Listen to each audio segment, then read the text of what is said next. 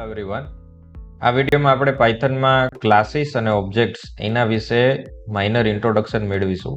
ડિટેલમાં બીજા ફોલોવિંગ વિડીયોઝમાં આપણે ડિટેલમાં બધા કન્સેપ્ટ એના જોઈશું. અહીંયા ફક્ત આપણે એનું ઇન્ટ્રોડક્શન મેળવીએ છીએ કે ક્લાસીસ શું છે, ઓબ્જેક્ટ શું છે અને પાયથનમાં ક્લાસ કઈ રીતે ડિફાઇન થાય અને એના ઓબ્જેક્ટ કઈ રીતે બનાવી શકાય એના વિશે આપણે માઇનર ઇન્ટ્રોડક્શન ફક્ત લઈશું, જેથી આપણને ફક્ત કન્સેપ્ટ ક્લિયર થાય. હવે ક્લાસ શું છે એ સમજવા માટે અહીંયા એક ફિગર ડ્રો કરીને આપણને બતાવેલી છે. જો આપણે કોઈ વિદ્યાર્થીઓના ડેટા સેવ કરતા હોય તો દરેક વિદ્યાર્થીનું અહીંયા પર્ટિક્યુલર એક્ઝામ્પલ જોઈએ તો વિદ્યાર્થીનું નામ, એની સરનેમ એટલે કે લાસ્ટ નેમ અને એની ટ્યુશનની ફીસ એનો ડેટા આપણે સેવ કરીએ છીએ. ઓકે, આ એક્ઝામ્પલમાં આપણે એવું ડેટા સેવ કરવો છે. તો અહીંયા 2 સ્ટુડન્ટના ડેટા સેવ કરવા હોય તો આપણે 6 વેરિયેબલ બનાવવા પડે. Student 1 first name, student 1 last name, student 1 tuition અને એની અંદર એનો ડેટા. પછી પાછું student 2 first name, student 2 last name અને સ્ટુડન્ટ 2 ટ્યુશન અને એની અંદર એના ડેટા. ઓકે, તો પહેલાં તો 6 લાઈન લખવી પડે છે.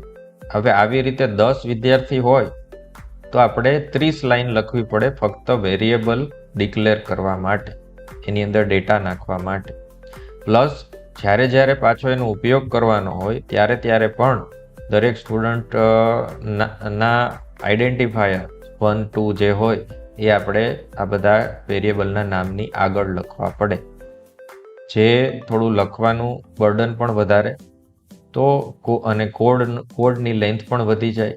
તો આ મોટા પ્રોજેક્ટ હોય કે જેમાં હજારો વિદ્યાર્થી હોય એમાં તો ફિઝિબલ મેથડ જ નથી ડેટા સેવ કરવા માટેની.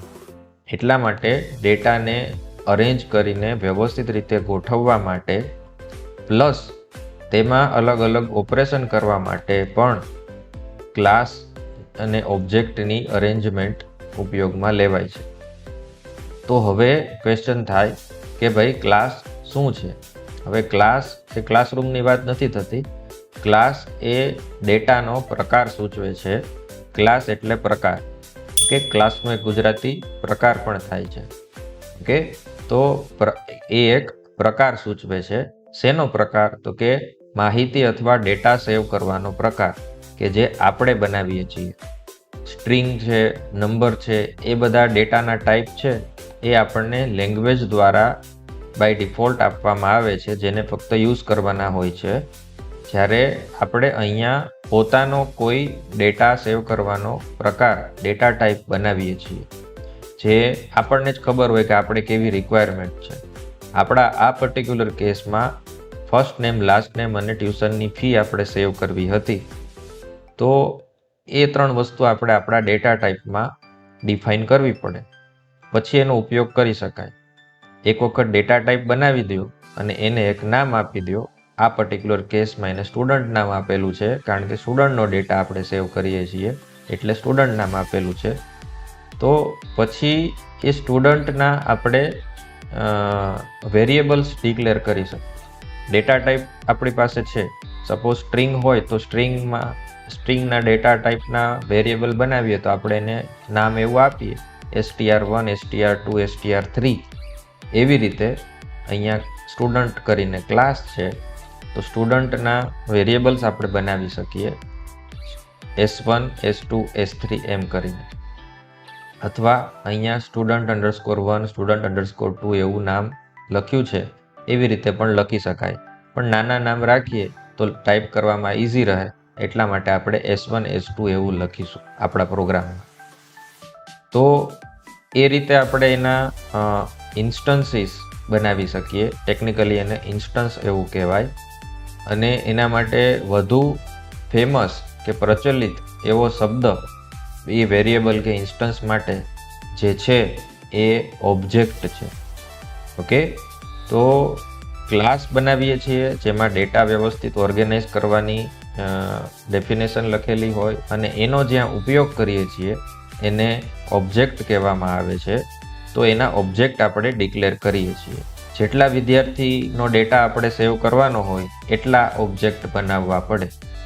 એ બધામાં એ વિદ્યાર્થીના ડેટા સેવ કરવાના, અને એની ઉપર કંઈ પ્રોસેસિંગ કરવાનું હોય તો એના માટેના ફંક્શન પણ એની અંદર જ હોય, જેને મેથડ કહેવામાં આવે છે.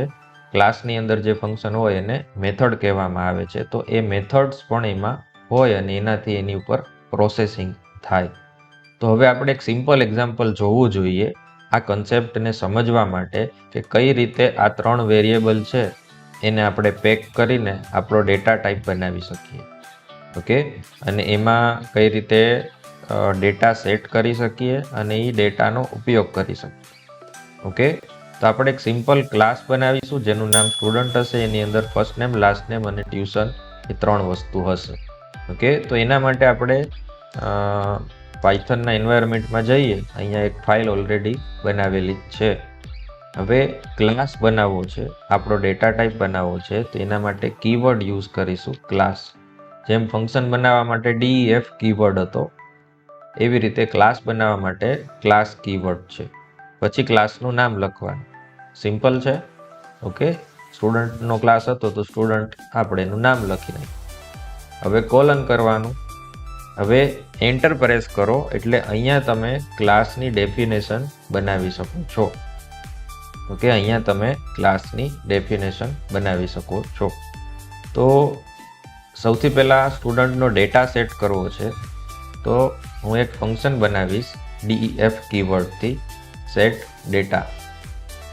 ઓકે, હવે અહીંયા પહેલું પેરામીટર હંમેશા સેલ્ફ આવશે, જેના વિશે થોડી વાર પછી આપણે ડિસ્કસ કરીશું. અત્યારે ફક્ત યાદ રાખો. પછી જે ડેટા આપણે સેટ કરવાના હતા એ લખવાના છે. ફર્સ્ટ નેમ, લાસ્ટ નેમ અને ફીસ.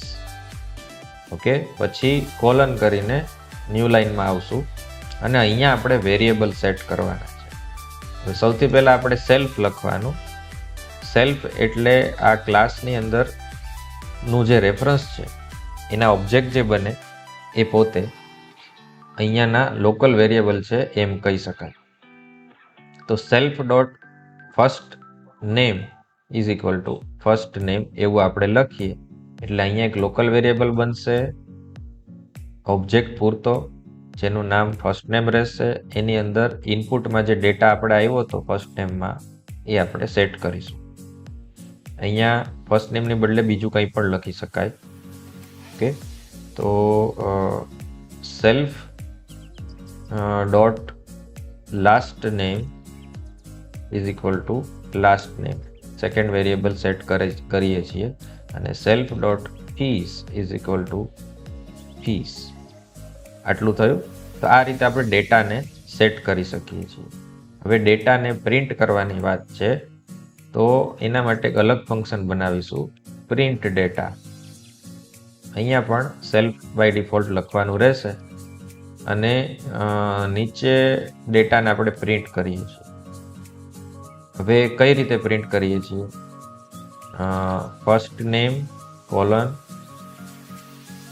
અને સેલ્ફ ડોટ ફર્સ્ટ નેમ, પછી લાસ્ટ નેમ કોલન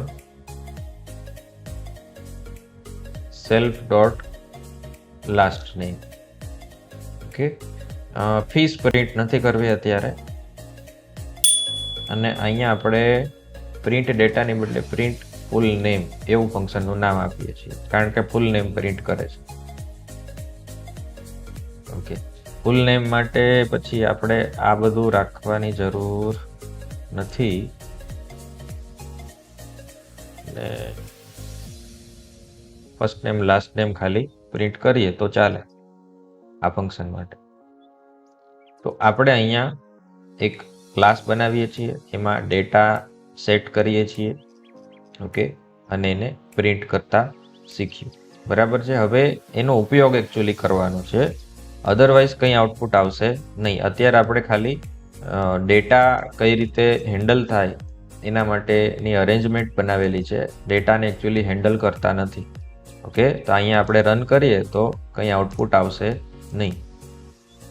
અત્યારે આપણે રન કરીએ તો બ્લેન્ક છે, કંઈ આઉટપુટ આવશે નહીં, કારણ કે કંઈ ઉપયોગ જ નથી કરેલો. આ ડેફિનેશન ફક્ત બનાવેલી છે. હવે ઉપયોગ કરવા માટે S1, S2, S3 એવું નામ મેં સજેસ્ટ કરેલું હતું સ્ટુડન્ટ 1 માટે S1. તો S1 કરીને સ્ટુડન્ટ લખવાનું બ્રેકેટ અને પૂરું. હવે S1 પછી ડોટ કરીએ તો અહીંયા બધા વેરિયેબલના નામ આવશે, first name, last name, fees. Okay, તો એનો ઉપયોગ ડાયરેક્ટલી કરવો હોય તો કરી શકાય.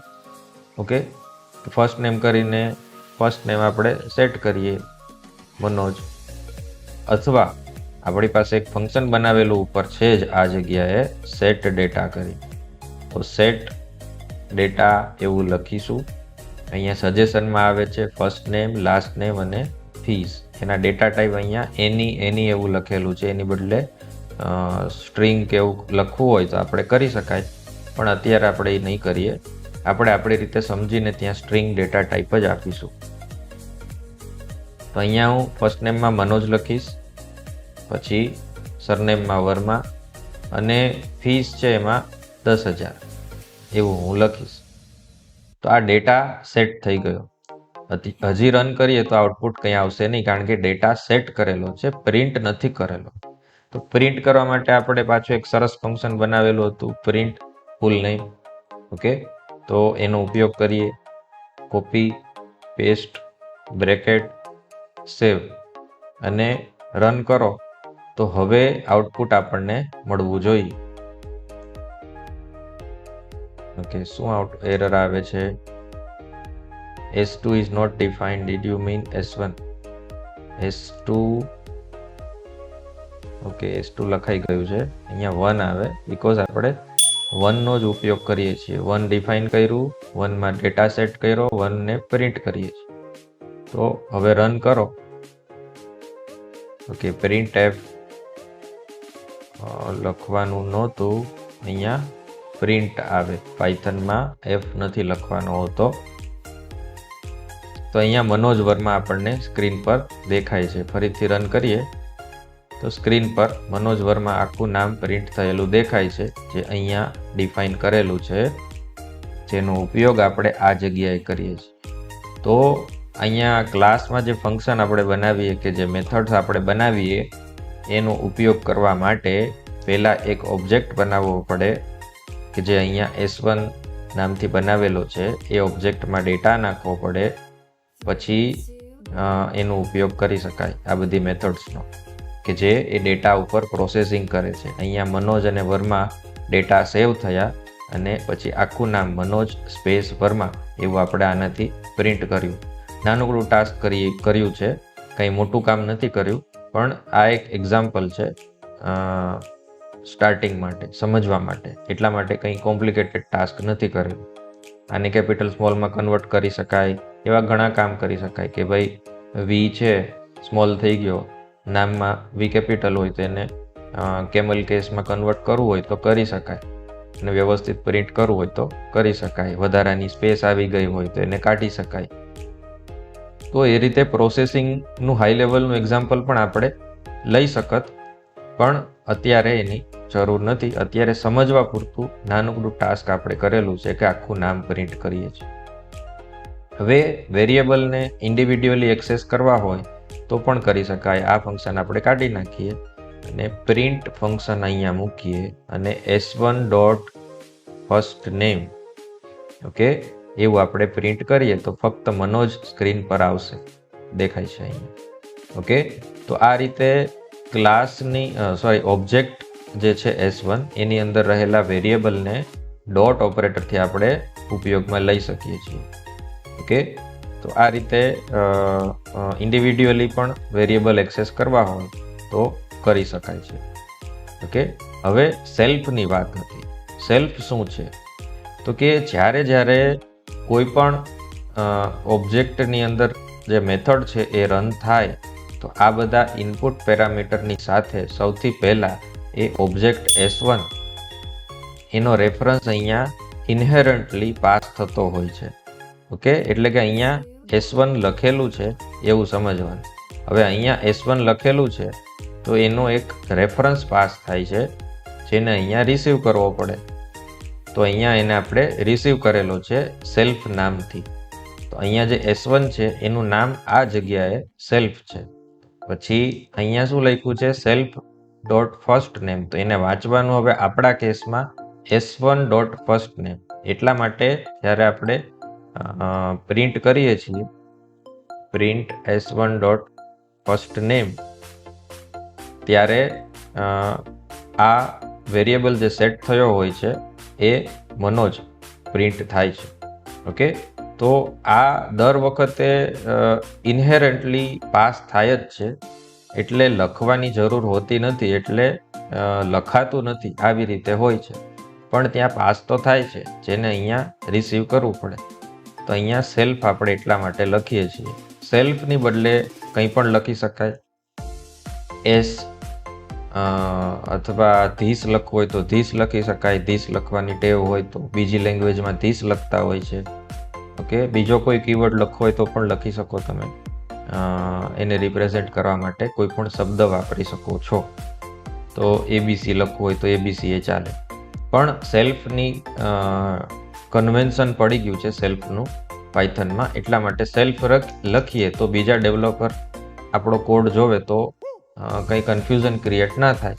એટલા માટે જો આની ટેવ પડે ધેન ઇટ ઇઝ એડવાઇઝેબલ. જરૂરી નથી, પણ ઇટ ઇઝ એડવાઇઝેબલ. ઓકે, હવે બીજા સ્ટુડન્ટના ડેટાની વાત હતી. તો સેકન્ડ સ્ટુડન્ટ પણ આપણે બનાવવો હોય તો આ રીતે સ્ટુડન્ટ એમ કરીને બનાવી શકત. અને S2 ડોટ સેટ ડેટા અભય શર્મા અને એની ફી 5,000.